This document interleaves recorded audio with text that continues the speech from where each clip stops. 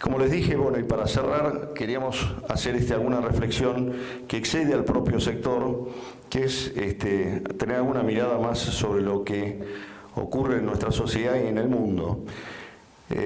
Como argentinos estamos un poco acostumbrados a vivir de crisis en crisis, y sin embargo, si uno mira gráficos como el que está en pantalla de cuál ha sido la tasa de crecimiento de cada país en términos de Producto Bruto por habitante, se ve que hay países que crecen a velocidad muy distinta a la nuestra.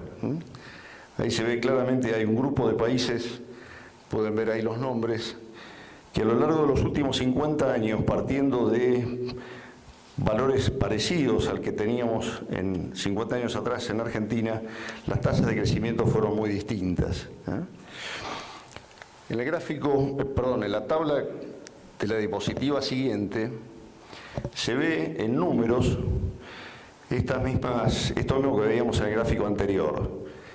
O sea, se ve el Producto Bruto Interno en el año 1965, en la primera columna, en el año 2015, el año pasado, también en cada columna.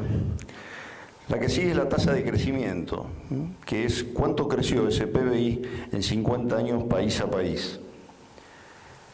Las últimas dos es el índice de corrupción percibida, que mide el Foro Mundial, donde, a ver un segundito, busco bien los datos, lo mide Transparencia Internacional, lo mide en una escala de 0 a 100, donde 100 significa que no hay corrupción percibida y 0, la percepción de un país muy corrupto.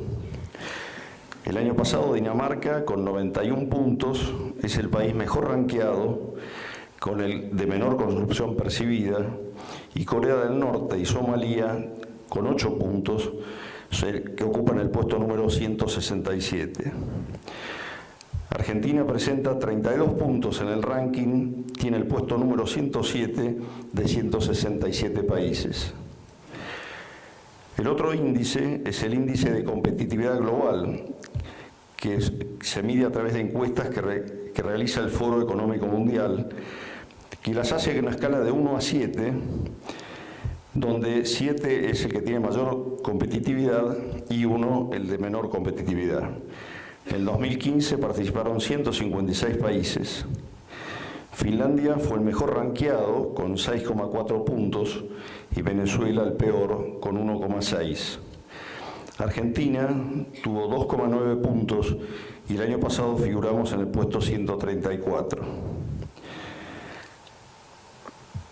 Ahí al final de este cuadro pueden ver los promedios, los mayores y los menores, los datos mayores y menores, y se puede ver que el promedio fue de $1.493 por habitante, son dólares a valores actuales, o sea, con lo cual Argentina estaba casi en el promedio de los países que figuran en la tabla.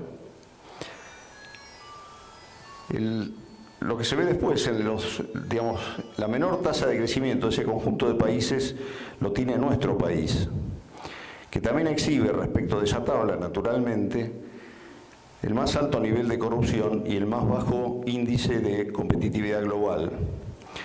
Si uno mira los datos, claramente surge que hay una relación muy fuerte entre crecimiento, corrupción y competitividad.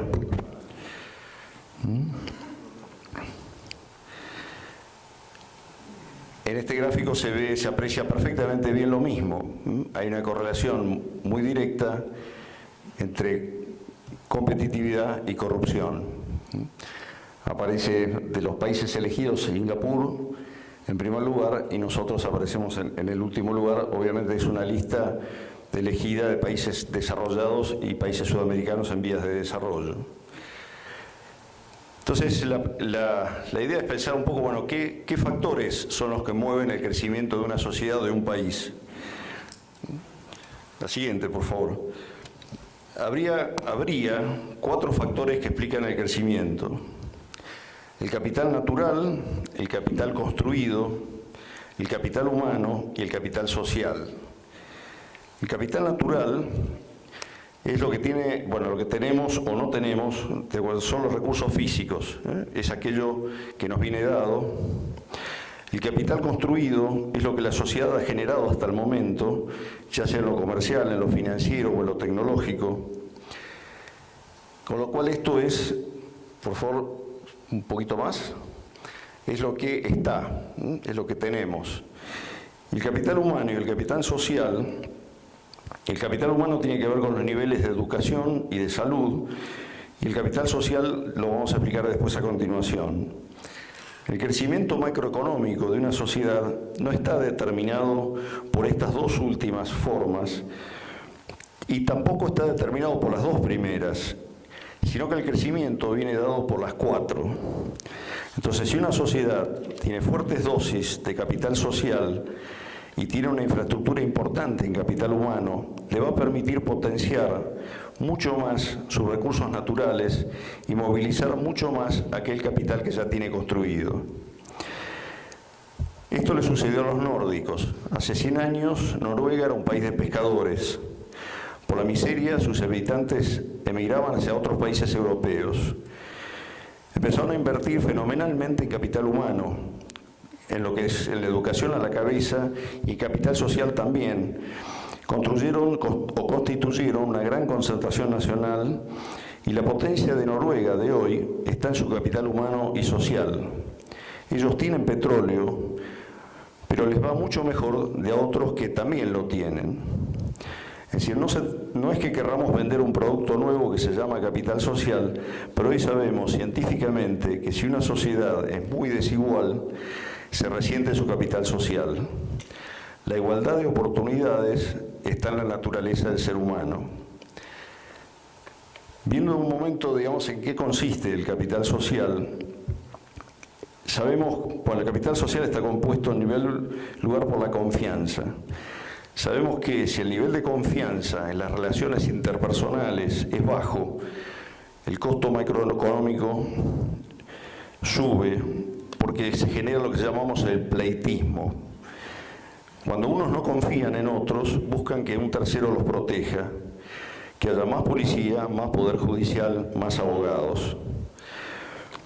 Los argentinos, en las sociedades de origen de nuestros mayores, nos dábamos un apretón de manos y eso sellaba los pactos.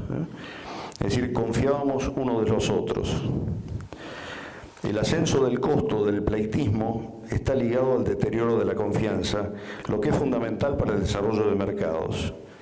Esto lo intuyó genialmente Adam Smith, que es el fundador de la economía neoclásica y que es un pensador o un economista del año 1700 de Escocia. Una de sus anotaciones más agudas fue que para que en un mercado sea eficiente tiene que tener valores éticos positivos. Otro punto fundamental es que hoy sabemos científicamente que si el grado de confianza en el liderazgo político es muy bajo, se reduce la gobernabilidad democrática. La segunda dimensión del capital social es la capacidad para asociarnos, la asociatividad, es la capacidad de trabajar juntos y de generar energías. Esto se da desde las asociaciones más elementales, como los vecinos que se ayudan entre sí, hasta las relaciones más sofisticadas. La capacidad de asociarse de una sociedad es decisiva. Por ejemplo, en el Pacto de Moncloa, España pudo salir del franquismo. Ahora, eso no llovió del cielo, sino que el capital social es algo que no nos viene dado, es algo que lleva a un trabajo sistemático de muchos años por detrás. La confianza y la asociatividad están relacionadas en la calidad como la calidad de las relaciones humanas.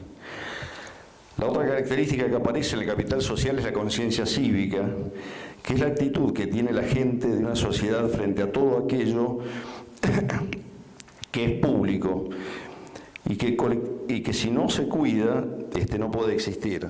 Es tener un pensamiento que va más allá de uno mismo y tener una mirada sobre lo que sería el bien social. Cuidar los parques, cuidar el transporte, pagar los impuestos. A estas tres cosas hasta acá es lo que se conocía como capital social y recientemente se ha agregado una cuarta dimensión que son los valores éticos. El conjunto de estos atributos es lo que conforman la cultura ciudadana.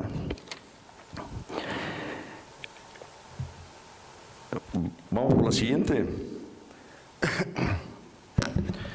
Vamos a ver ahora un momento, bueno, esto es lo que decía recién de Adam Smith, ¿no? La siguiente, por favor. Vamos a ver ahora un poco algunas cosas que surjan de cuáles serían las necesidades de nuestra sociedad, ¿eh? Algunos humoristas han captado muy bien estas urgencias que tenemos como sociedad. Esto es Nick, de hace 2 o 3 años atrás, donde su hija tenía un novio, cambia de novio, dice, papi, él es Juan Cruz, mi nuevo novio. Otro, ya tan rápido. Tenía un problema con su dedo, todavía no se le había sanado, ya la chica había cambiado de novio. Adelante. Decime, muchacho, ¿vos estudiás? No. ¿Trabajás? Tampoco. ¿Tenés alguna inquietud? Ninguna. Vocación artística, 0. ¿Qué pensás hacer? Nada. Dice, no sé si estoy ante el ser más vago del mundo o el tipo más sincero del planeta. Nos suena, digamos, que lo vemos en nuestra sociedad y en cantidades bastante importantes, ¿no? Esto es competitividad. O esto es la no competitividad. Esto es otro. Estos que van en esta nave espacial descubren algo que pone en peligro la Tierra y finalmente descubren que se trata de un cubito de hielo gigante. La siguiente. ¿Cómo vamos a hacer para alejarlo de la Tierra? La siguiente. Lo derretiremos con el calor de la verdad, con el fuego de la razón y el ardor de la poesía. Adelante.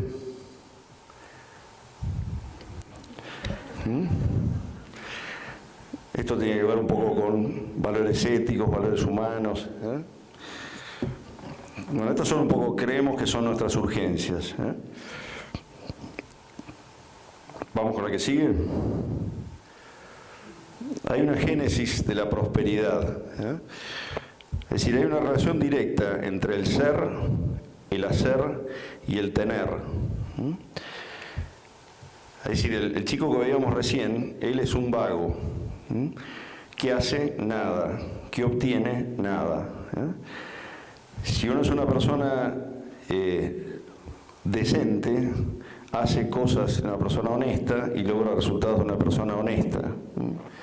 Entonces, el bien ser lleva al bien hacer, esto vuelve a alimentar al ser, el bien hacer logra el bien tener y el bien tener logra el bienestar.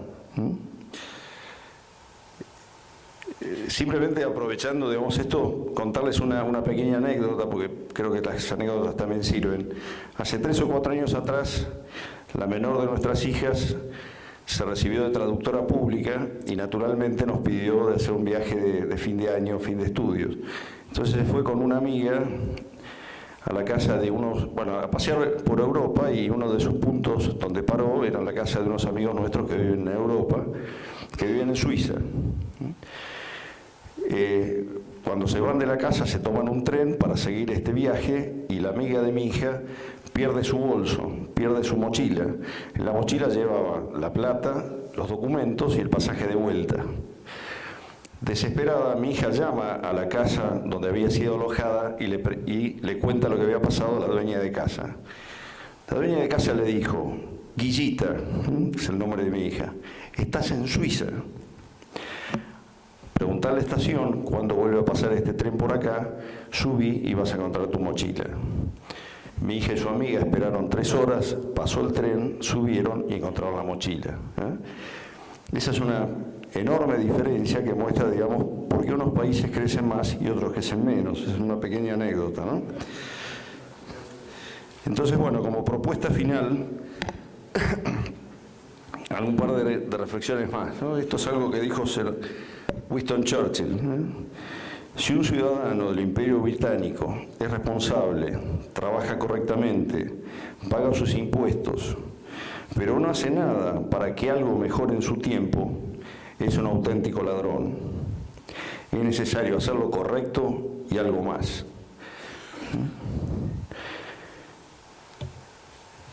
Otra más, por favor. Digamos, esto lo dijo en su momento Stephen Covey, otro dice que lo dijo Albert Einstein, pero bueno, lo sabemos mucho, ¿no? Si seguimos haciendo lo que siempre hicimos, obtendremos los resultados que siempre obtuvimos, ¿no? A la luz de esto que veíamos recién, del ser, el hacer y el tener, en el Grupo Construya nos parece que podemos cambiar la frase y poner que si seguimos siendo lo que siempre fuimos, seguiremos obteniendo lo que siempre hemos obtenido.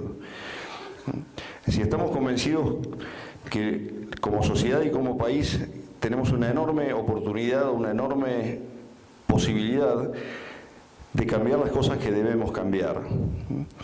Sí, bueno, nos pareció que era interesante, y siendo este la primera fórum que hacemos en aires que se viven distintos, nos parece que es importante reflexionar sobre estas cosas y apoyar, digamos, todos estos cambios e impulsarlos y hacer un poco, seguir los consejos de Winston Churchill.